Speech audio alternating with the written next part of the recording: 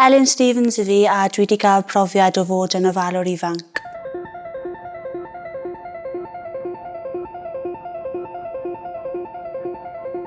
O'n i'n gofalu ar gyfer fy mam. Cafodd hi diagnosis o rheumatoid arthritis pan oedd hi'n 29. Erbyn i fi cael fy eni a'n chwiorydd, oedd hi'n sâl iawn. A nes i ddechrau ofalu amdani hi o 5 oed. Oedd mam methu cerdded yn bell. Oedd hi methu golchi i hunan. Oedd hi methu dal pethau, oedd yn drwm. Oedd popeth yn iawn yn feddyliol gyda hi, ond oedd hi jyst methu wneud pethau o ddydd i ddydd oedd hi eisiau.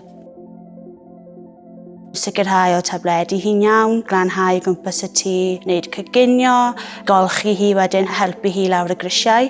Oedd hwnna'n gallu cymryd 20 munud, hanner awr. O'n i'n mynd siopa pan o'n i'n falle 7 neu 8. A ni yna gyda troli'n fwy na fi, yn gweithio fe gwmpas, gyda rhestr enfawr o be o'n i fod prynu a cyfrifoldeb fi oedd hwnna.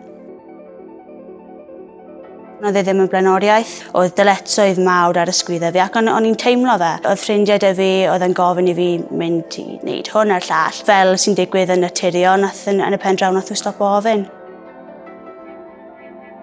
Nes i golli mam pan o'n i'n 20.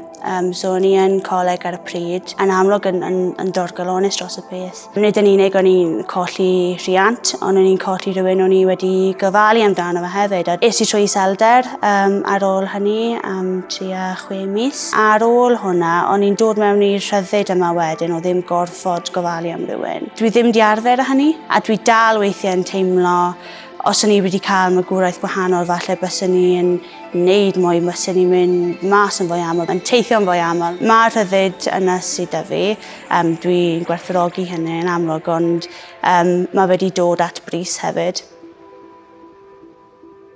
Dwi ddim yn meddwl bod yna ddigon yna, a gyda'r cymorth sydd mas yna, dyw'r mynediad ddim yn ddigon da bell ffordd. Gyda ni, enghraifft, oedd ysgolion ni, oedd cymdogion ni, a gyd gwybod o'n i'n edrych ar ôl mam, a neb wedi dweud drychma angen help ar hynna. Yn ysgolion fi'n meddwl, os chi'n gwybod bod gofalwyr ifanc yna, bod nhw'n gwybod bod yn sefyllfa anarferol a bod help yna i gael.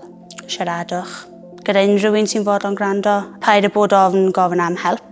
Dyw ddim yn sefyllfa arferol, mae hawl dy pawb cael plentyndod. Byswn ni'n gofalu a mam a wedyn trio wneud gwaith ysgol wedyn, dechrau 11, hanner nos, 1 o'r gloch y bore. As dim ffordd o gynnal hwnna o gwbl, so ni'n cysgu wedyn trwy'r bore, colli ysgol. Nes i trafod hynny gyda rai athrawon fi ac o'n nhw'n gret. Os chi'n teimlo'r pwysau, mae fe'n holl bwysig bod chi'n dweud wrth y pobl sy'n rhoi'r pwysau ychwanegol. Fi'n cofio gorfod ysgrifennu rhywbeth pan o'n i yn ysgol gynradd, oedd rhaid chi ysgrifennu portread o ffrind gorau. A ie, nes i roi mam, nes i colli mam pan o'n i'n 20, a nes i treulio lot o'r amser na wrth ei ochor hi. Os chi'n mynd i treulio 20 mlynedd yn unig gyda'ch mam, lle gorau i wneud hynny yw wrth ei ochor hi.